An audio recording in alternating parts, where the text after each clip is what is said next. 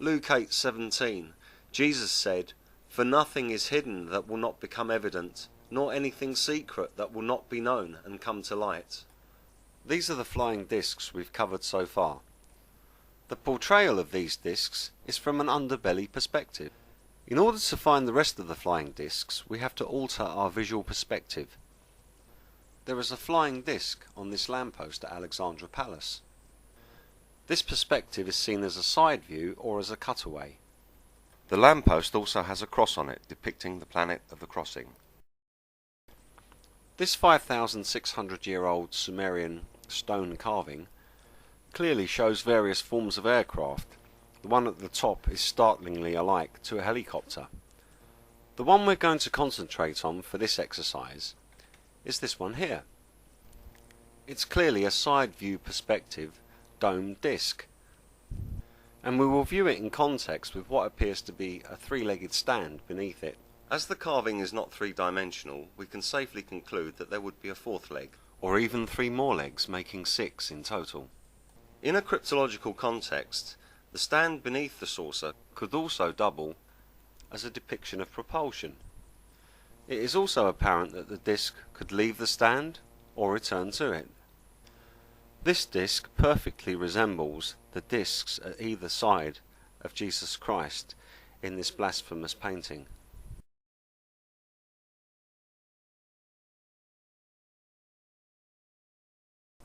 The front of Alexandra Palace still has secrets to reveal. On each side of the main pyramid there is an arch-capped set of windows. Now compare their design to the 5,600-year-old stone carving from Sumeria. Please also note the winged discs on each side. These two red winged discs clearly attribute flight to this device. And from the correct perspective, it's easy to visualize these discs landing and taking off. The unlocking of the Alexandra Palace cryptography has far-reaching historical, religious and worldwide ramifications, as you're about to see. Viewing the disc from a side-on or cutaway perspective opens up a whole new world of possibilities. For instance, the Parthenon. Using the Sumerian and Alexandra Palace clues, we can conclude that the Parthenon is depicting a cutaway flying disc and its propulsion and or landing pad. We can also see various people, creatures and tall beings that look like people inside the cutaway. These tall beings were known as the Titans and Greek gods. However, they're also known as Nephilim, angels and abominations. This side view cutaway perspective of flying discs is found on buildings all over the world.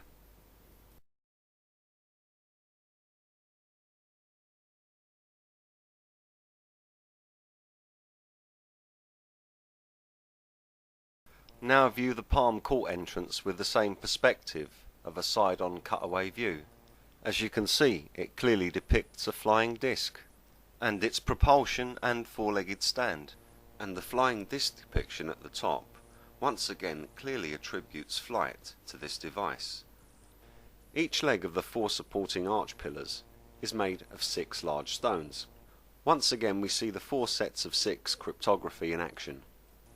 On closer inspection, further cryptological parallels become apparent. These two shapes here take on a duplicate meaning. On the one hand they depict wings for the half dome, and on the other they depict horns. The horns attribute ownership of these devices to Satan and his angels. The horns also symbolize power. When Satan tried to tempt Christ by offering him the whole earth in exchange for him worshipping Satan, Jesus refused and instead suffered to death on the cross in order to save us. Jesus would not betray our Father in heaven. By offering Jesus the whole earth, Satan was proclaiming his ownership on the earth.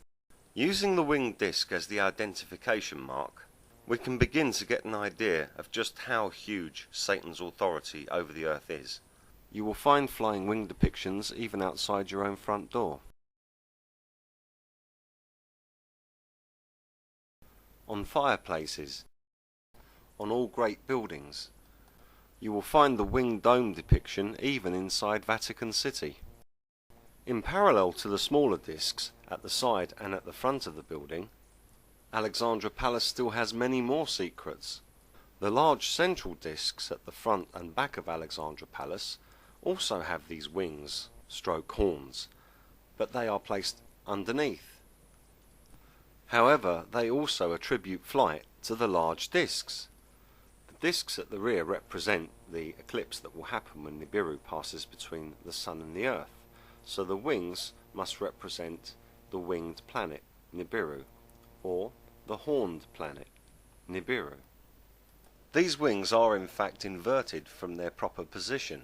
If we cross them over and remove the silver circle for clarity, you can see they take on the classic flying disc depiction shape.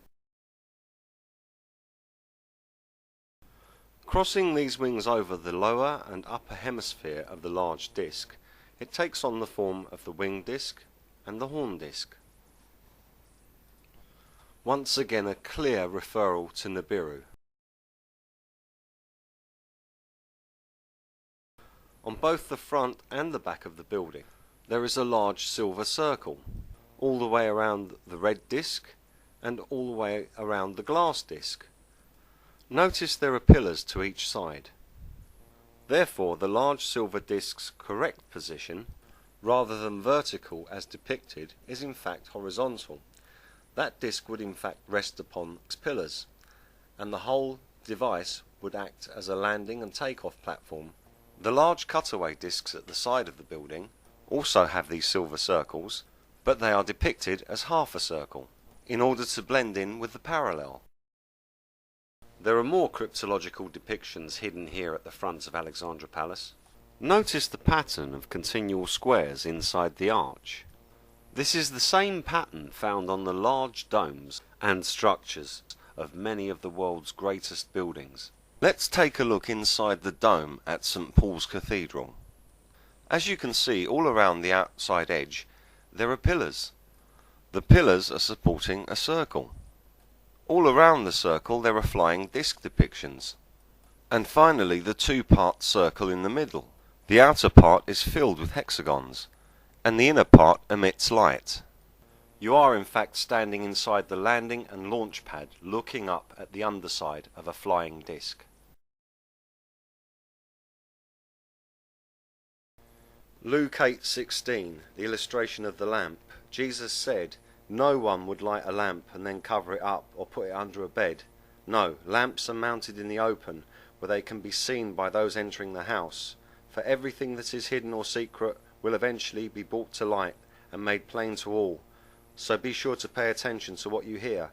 To those who are open to my teaching, more understanding will be given, but to those who are not listening, even what they think they have will be taken away from them." And all this, as you're about to see in part 5, is just the tip of the iceberg.